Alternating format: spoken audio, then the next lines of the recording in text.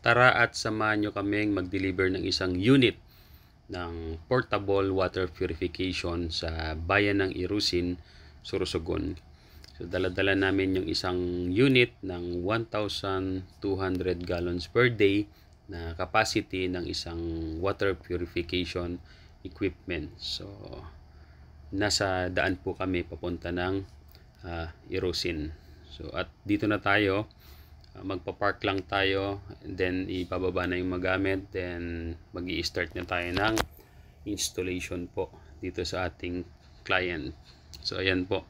So merong nakapaskil doon na purified ice tube. So para maging purified ice tube yan, kailangan purify ang supply mo ng tubig. At ayan po, nag-i-install na tayo ng dala nating equipment. Ayan. So yan po yung itsura ng portable water purifier. Ayan, meron siyang dalawang diaphragm pump. Ayan. So pinoposisyon namin ng maayos.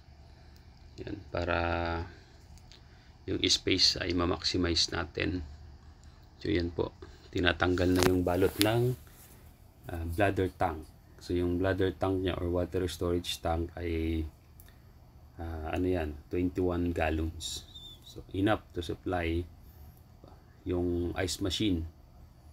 Ayan. Yan po yung ice machine, tatlong ice machine yan. So yan po yung susupplyan ng machine natin or ng purifier. Ayan. So malapit na itong matapos na installation. Yan. Plug and play lang po ito, madali lang itong ikabit. Ayan. Kailangan lang natin ng water supply, syempre. At may minimum pressure yung water line na di bababa ng 15 PSI para mapagana natin yung or ma-activate natin yung low pressure switch. So yun po yung kung nakikita nyo, kulay puti. So mineral kasi yung yung source, hindi purified. So once na matapos natin yan, ay magiging crystal clear na po yung ice cube nya.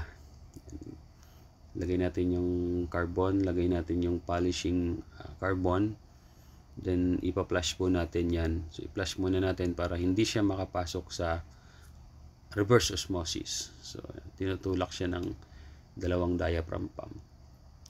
Ayan. Yung isa po ay wala pang laman yan.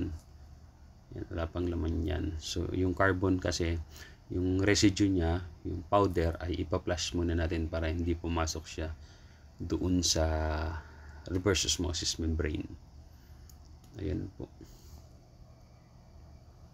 So after natin ma-flush, ayan na, pinapagana na natin siya. Yung polishing carbon naman, or yung granular activated carbon sa post-treatment, ipa-flush din natin yan bago natin siya i-supply doon sa ice machine. Yan. So from bladder tank, ayan, dyan ini-store yung purified water, then papunta yan doon sa line ng mga ice machine. Ayan po. So itong napakaganda nito kasi upgrading na siya eh. May existing na water softener na siya. So mas maganda kasi mas mapoprotect yung RO system niya. Ayan, no? So yun, may water softener siya. So yung papasok sa RO system ay soft water.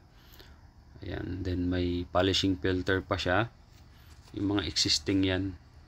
So ang maganda kasi meron na siyang naunang setup ng filtration, pre-treatment. Para dito sa yung RO system natin, protektado talaga at matagal yung maintenance niya. Hindi rin magbabara yung membrane yan kasi soft water yung pumapasok. Ayan po. So ito yung bladder tank. Dito na i-store yung purified water. Ayan. Pagkatapos dito ay yon, magpapass through siya dyan sa granular activated carbon, then papunta na siya dyan. Yan yung ice machine. So, sa nakikita nyo, kulay puti talaga, white. So pagka purified na yung supply natin, magiging crystal clear na siya.